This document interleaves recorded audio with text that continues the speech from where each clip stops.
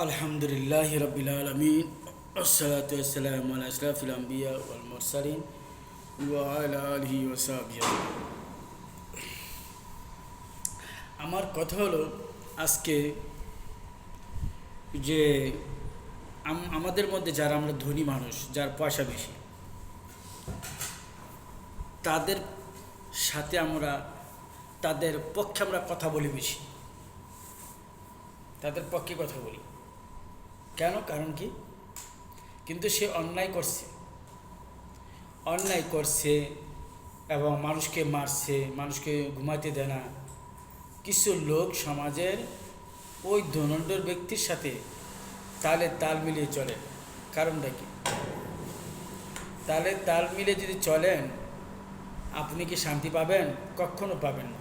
কোনো না কোনো এক সময় ওই ধনন্দর ব্যক্তি তার ধন হারিয়ে ফেলবে, সম্পদ হারিয়ে ফেলবে, অথচ সে কি প্যারালাইসিস হয়ে পড়বে, সে একটা পঙ্গু হয়ে যাবে।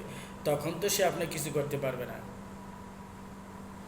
কারণ এগুলো ছেড়ে দিয়ে সত্যের পথে থাকেন। যে সত্যকে কি আল্লাহ ভালোবাসেন, সত্যবাদীকে ভালোবাসেন, সাবধানদেরকে ভালোবাসেন, সৎকারীদেরকে ভালোবাসেন। আল্লাহ বলছে না, ইন্নাল্লাহা ইউহিব্বুল মুকসিতিন, মুত্তাকিন, তাত্তাকুন, আল্লাহ তাআলা বলেছেন। কিন্তু সীমা লঙ্ঘনকারীকে লা তুসরিফুন, আল্লাহ তাআলা সীমাকারী লঙ্ঘনকে আল্লাহ পছন্দ করেন না। কিছু লোক সমাজে দেখেছি, যে লোকের পয়সা বেশি আর পিছিয়ে পিছিয়ে ঘুরে। হ্যাঁ, যদি বলে যে জুতাটা আমার এনে দাও, আমার এটা ইয়ে করে দাও, এটা এনে দেয়। হ্যাঁ রে মানুষ, আহ কেন করেন ভাই বলেন? অন্যায়ের পক্ষে থেকে রায় দিয়ে অন্যার সাথে থেকে যে আপনি যে জাহান্নাম কামাই করে নিলেন, এটা আমার দুঃখের বিষয়। আল্লাহ রাসূল সাল্লাল্লাহু আলাইহি সাল্লাম বলেছেন যে এক ব্যক্তি সারাটা জীবন সে কি অন্যায় অপরাধ করলো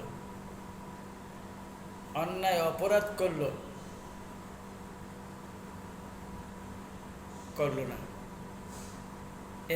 কখনো না। অপরাধ করলো আবার না করলো না, কখনো না, নেবার নয়। কারণ বুজুর্গ ব্যক্তি সারাটা জীবন কি তার ইবাদত, ফরজগার ব্যক্তি যা আমরা বলে থাকি, সামান্য একটু অন্যায়ের পক্ষে কথা বলেছে বলেই কি সে জাহান্নামী। আল্লাহু আকবার। সে নিজে আমল করে না, ওয়াজ নসিহত করে, হুজুর জাহান্নামের মাঝে দেখবে। আপনি কি জাহান্নাম যে দেখলাম? জাহান্নামে কেন আসছেন বলেন?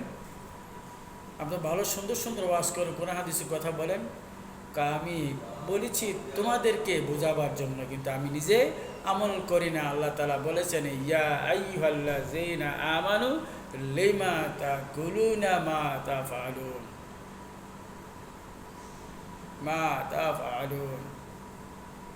আল্লাহ বলছে যে হে মুমিন বিশ্বাসী, তোমরা যেটা পছন্দ করো না অন্যকে তা বলো না। তুমি নিজে করো না, অন্যকে বলো না। এটা আল্লাহ তাআলা কোরআন থেকে বলেছেন। সাবধান হয়ে যান ভাইয়ারা। এমন একটি যুগ আসবে, ঈমান রাখা কি সম্ভবপর হবে না। তখন কি করবেন? সত্যের পথে থাকবেন। এই দুনিয়াতে আপনার মূল্য, আখিরাতেও মূল্য। এই দুনিয়ায় দলের, অর্থের, টাকার কারণ চললেন, এই দুনিয়াও ধ্বংস। আপনাকে সন্দেহ করলো, পাড়া প্রতিবেশী আপনাকে খারাপ বললো, এই লোকটা ওই লোকটা টাকা পয়সা বেশি বলে তার গুণগান গা। আসলে কি তার ইমানও তো ইমান আকীদাতেও নাই, নীতি নাই, বিধান নাই।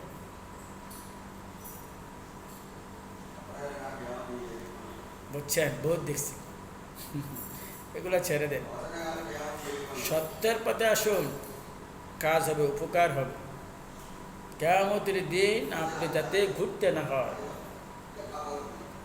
ধনির পিছে ঘুরে লাভ কি আপনার? আপনি জানেন হাদিসে কি বলছেন? গরিব ধনির আগে 500 বছর আগে জান্নাতে যাবে, এক হাদিস। আর এক হাদিস আছে 40 বছর আগে জান্নাতে যাবে। তাহলে আসুন আমরা এমন একটি কাজ করি যা কি আল্লাহ পছন্দ করেন, নামাজ। প্রথম কি? নামাজ কায়েম করো, যাকাত প্রতিষ্ঠিত করো। জাবের রাদিয়াল্লাহু তাআলা থেকে বর্ণিত, রাসূল করিম সাল্লাল্লাহু আলাইহি সাল্লাম বলেছেন যে নামাজ ইসলামের মধ্যে পার্থক্য, ইসলাম এবং কুফরের মধ্যে পার্থক্য, সে নামাজ আদায় করলো আর সে নামাজ আদায় করলো না। যে আদায় করলো সে ইসলাম মুসলিম, আর যে আদায় করলো না সে কুফরি, সে কাফের হয়ে গেল। ইবনে মাজাহ 1000 এরকম হাদিস এসেছে। কারণ আসুন আমরা পৃথিবীতে বসবাস করতে হলে একজন আরেকজনের সাথে কথাবার্তা করবো, উঠা বসা করবো, কিন্তু অন্যায়ের সাথে জড়ানো যাবে না। চলতে হবে, না চলে কীভাবে? আপনি এভাবে চলতে হবে, যদি আপনার নিয়ত এরকম করে সাফ করে নেবেন, আমি যেভাবে চলি তাকে সেভাবে চালাবো, আমি যে আমল করি তাকে সে আমলের কথা বলবো, কোরআন এবং সুন্নাহ। তাহলে কি আমরা হয়ে যাব পারফেক্ট আল্লাহর কাছে। আর যদি আমরা সঠিকভাবে না করি তাহলে কখন আল্লাহর কাছে পারফেক্ট হবে না, আল্লাহ আমাদেরকে পছন্দ করবে না। আমরা আসুন সকলে কোরআন সুন্নাহকে ধরি, ধনীর পিছে অসতের পিছে না ঘুরে সত্যের পিছে ঘুরুন, উপকার হবে, লাভ হবে। বারাকাল্লাহু ফিক।